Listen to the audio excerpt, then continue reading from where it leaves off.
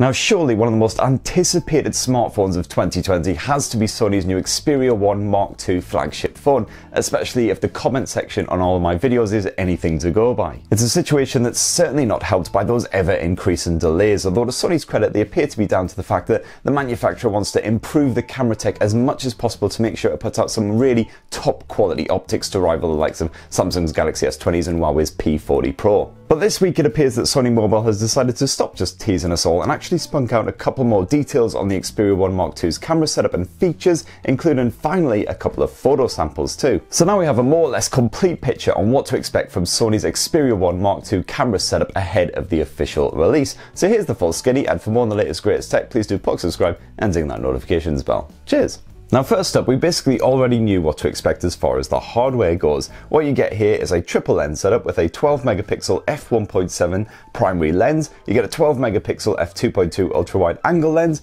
and a 12 megapixel f2.4 telephoto shooter, which boasts a spot of optical image stabilization just like that primary lens. On top of that, you also get a time of flight sensor to help with the focus, while around the front of the Xperia 1 Mark II, you've got an 8 megapixel selfie cam. So those rear megapixel counts haven't changed at all for the Mark II compared with the original Xperia 1, but what you now have instead is a new dual photo diode sensor, which is apparently 50% more sensitive to light compared with the original Xperia 1. This is apparently used for both the primary and the wide angle lenses and should help the Xperia 1 Mark II perform better in low light, which is definitely one of the major limitations of last year's flagship. As you can see in these here samples that Sony has shared, the Mark II can capture finer detail at night time while lighter elements are tempered so they don't appear blown out.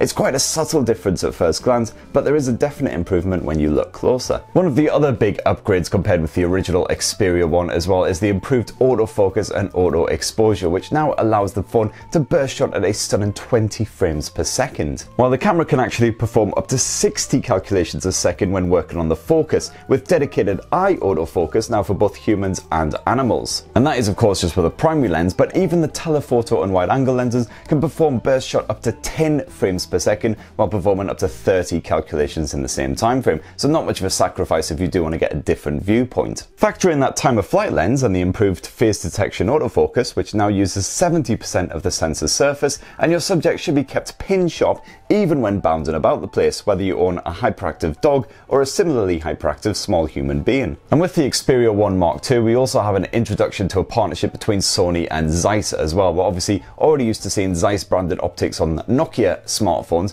but now we've got a secret ingredient here with the Sony Zeiss lenses, or actually not so secret because Sony's told us all about it. This new tech is the T-Star anti-reflective coating, which can apparently help to prevent flaring and other issues that you normally see when shooting photos in bright light. Basically the kind of stuff that gets Michael Bay all moist in the crotchal region and just annoys the rest of us. And the Sony Xperia 1 Mark II camera also introduces Sony's new Photo Pro app as well, which apparently offers next level manual controls just like a proper Sony Alpha camera. And this should really help to unlock all of the camera's talent and allow you to capture some absolutely gorgeous, stunning shots. We already knew about Photo Pro before, but apparently it's been tweaked and improved ahead of the launch thanks to some professional photographer guinea pigs. So now you'll have fast access to all of the most useful camera features, and you can play around with the likes of the eye tracking and super fast autofocus and exposure. But apparently all this last minute tinkering means that the Photo Pro mode won't quite be ready in time for the Sony Xperia 1 Mark II's official launch in Japan towards the end of May. So it looks like you might have to wait till sort of June, July time before that finally trickles through in an update. Now as for video, well, you'll be able to shoot up to 4K resolution footage with HDR smarts once again. Hopefully that HDR has been improved over the original Xperia 1 because it wasn't quite as strong as quite a lot of the rivals. And of course you'll once again be able to shoot in that glorious 21:9 cinematic aspect ratio for a very different look and feel. And yes, that excellent Cinema Pro mode is apparently back on board, this time with improved wind filtering on top of the usual excellent manual focus and in-depth controls. So that right there in a nutshell is everything we know so far about the Sony Xperia 1 Mark II's camera tech, unless I've left anything out, in which case definitely please